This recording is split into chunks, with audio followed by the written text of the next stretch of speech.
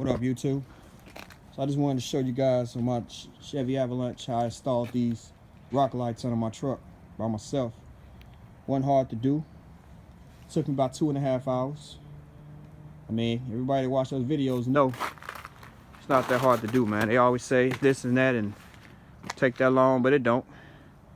All you really gonna need is you got a good drill bit, some rope ties, and the time. You can do this. It's not hard to do. They go on and off, see?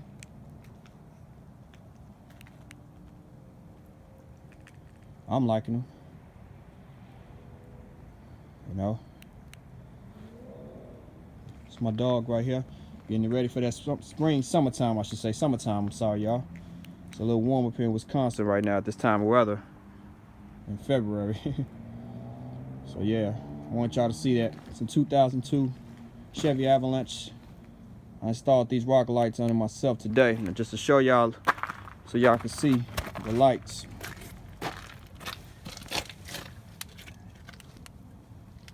See them up under there? I put 2 in the front, each tire. And I put 1 in the back since my back is sitting up a little high already. It's already glamorous. So, ran the lines up under there. Not hard to do. Didn't have to take off no fenders. I didn't have to do anything. Drilled. Made 2 small holes at the top. Ran the lines at the bottom. Tied it up under the car. That was it. Ran to the front of the battery to, negative and positive, I should say.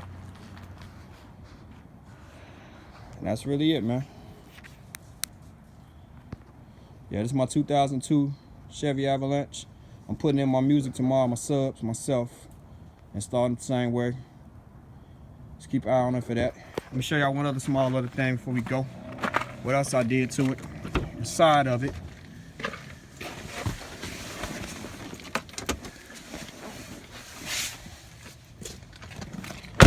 I installed that too, if y'all can see it.